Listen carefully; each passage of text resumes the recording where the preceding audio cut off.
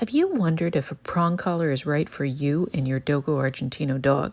In today's episode, I'm going to talk about prong collars on the hunting breed known as Dogo Argentino.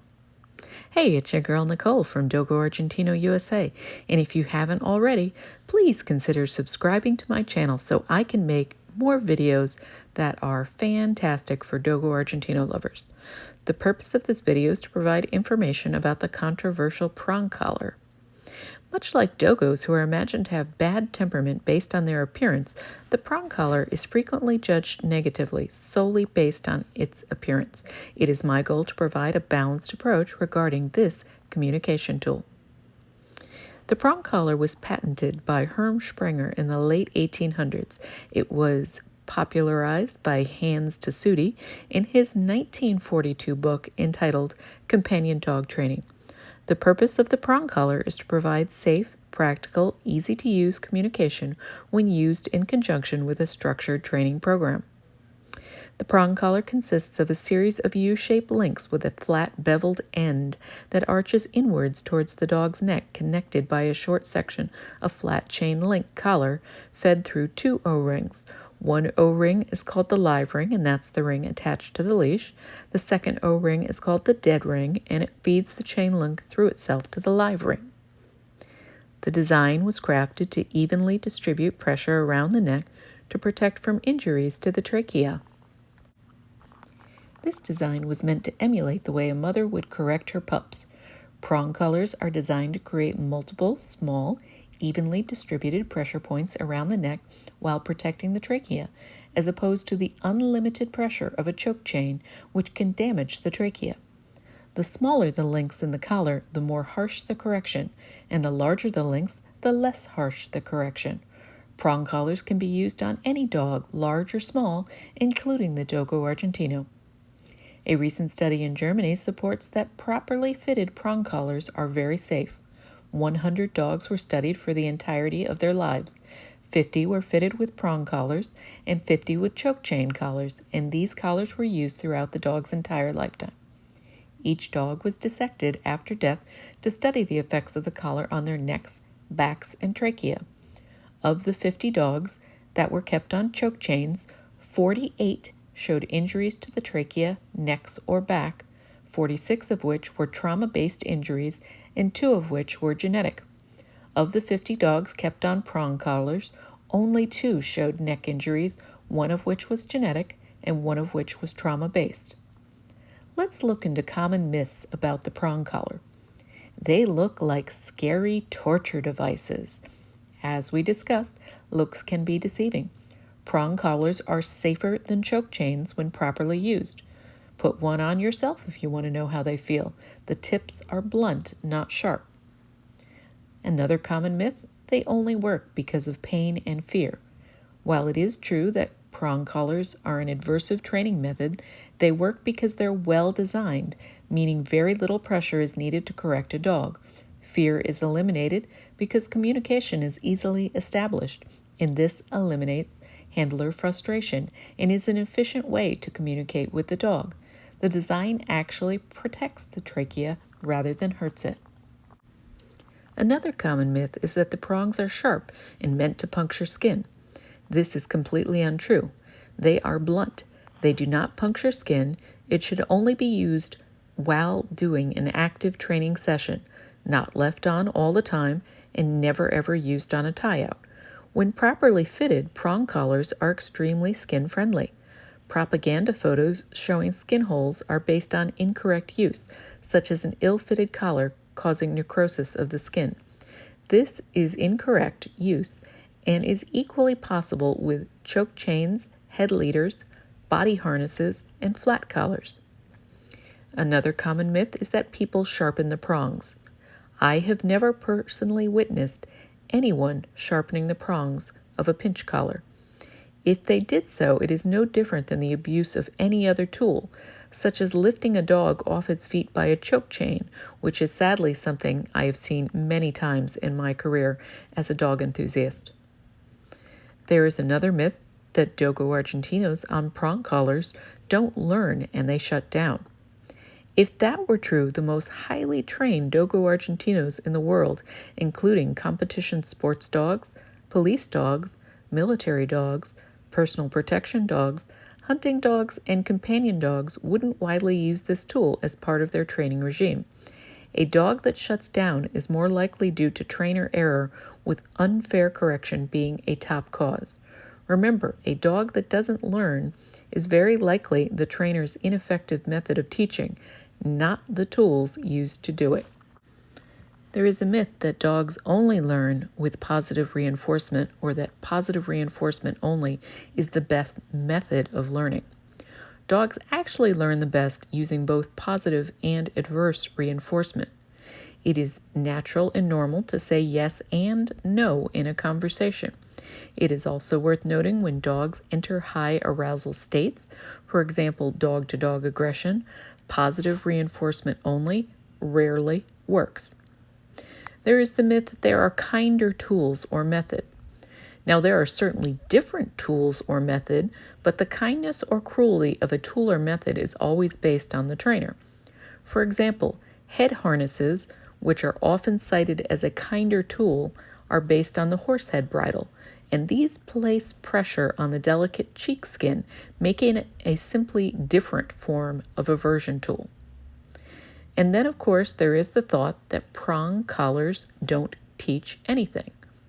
This is actually absolutely true. Prong collars on their own teach nothing, but neither does food, toys, choke chains, or head harnesses. These items are tools to bridge our inability to speak canine, and the trainer gives meaning to these items to communicate what she or he wants the dog to learn. And of course, the big common myth: people who use prong collars are abusing their dogs. This is incorrect. Animal abusers abuse dogs. The tool used is irrelevant. There are abusive people who use flat collars, prong collars, head harnesses, choke chains, and no collars at all.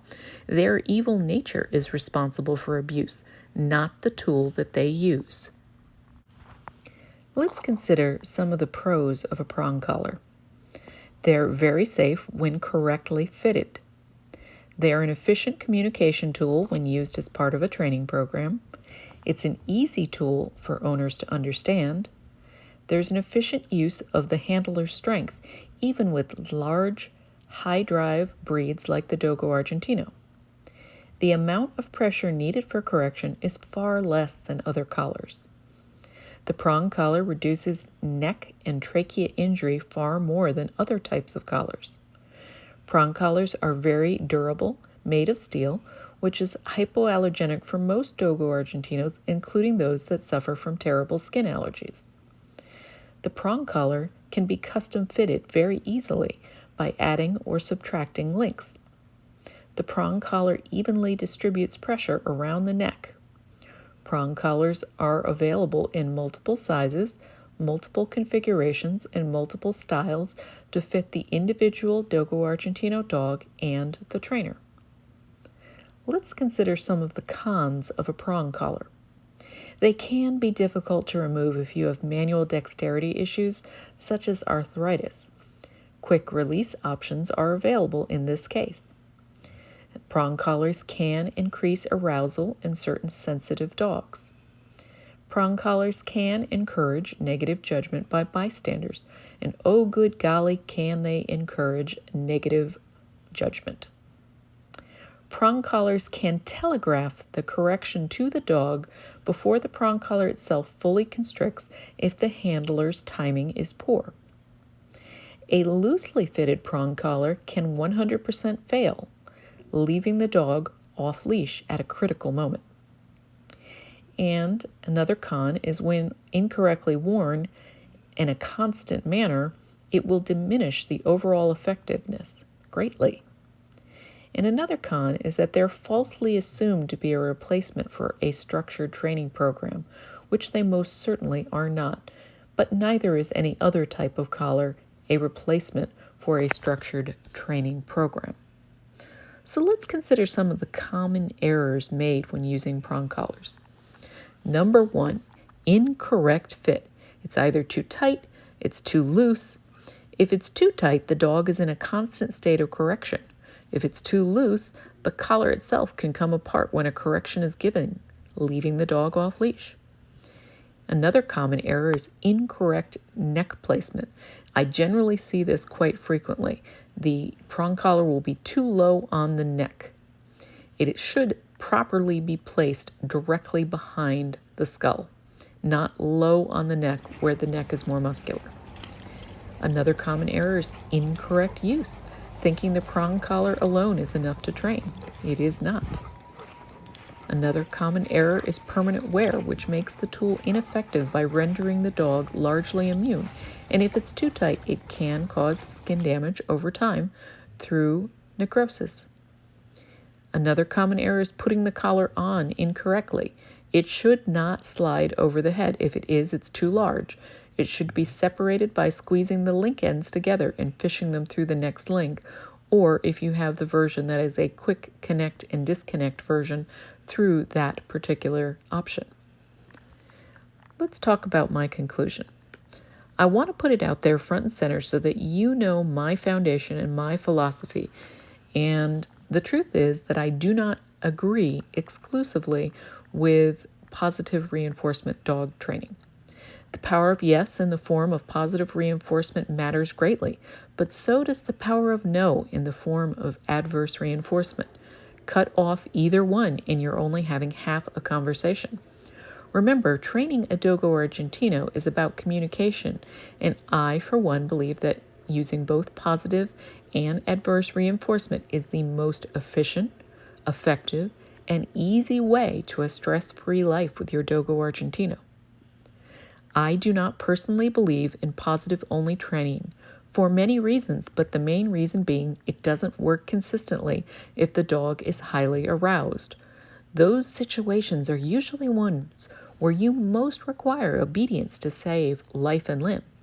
There are many situations when your positive praise, tempting treats, and terrific toys are going to pale in comparison to a high-intensity stimulation, such as a hostile adversarial dog, or a deer heading towards an off-leash dog in the front yard. And in such cases, when the stakes are high, adverse reinforcement may save your life, and it may save the life of your Dogo Argentino. The next reason I don't believe in positive-only reinforcement is because it is entirely unnatural. Negative correction is used in nature throughout a dog's life by other dogs to maintain pack order, be it a naughty pup getting a nip from its mother, or a lower pack member being reminded by the alpha that it's definitely not in charge. I also want to make it crystal clear that I very, very, very rarely use pain-based adverse reinforcement because it is largely unnecessary in my daily life with my pack.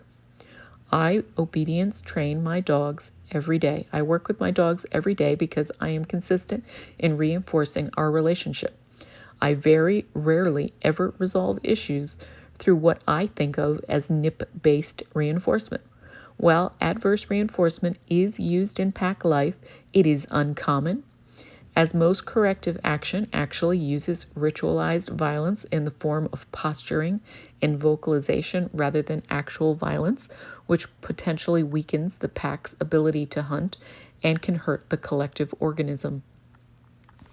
I am, however, a fan of prong collars, but let me tell you the big elephant in the room with prong collars and why I don't use them all that often. Prong collars are only effective if you have the dog on a leash, because they only work if you're connected to the collar itself. That is why generally you will see in my videos that my dogs are on e-collars, because that allows me to administer a correction from a distance when they are not on leash. And I work with my dogs off leash every single day. That being said, I think prong collars are an excellent option for someone that is uncomfortable with e-collars and wants to work with their dog using as little force as necessary. As always, I hope that you'll subscribe to my channel because we provide content for Dogo Argentino lovers just like you.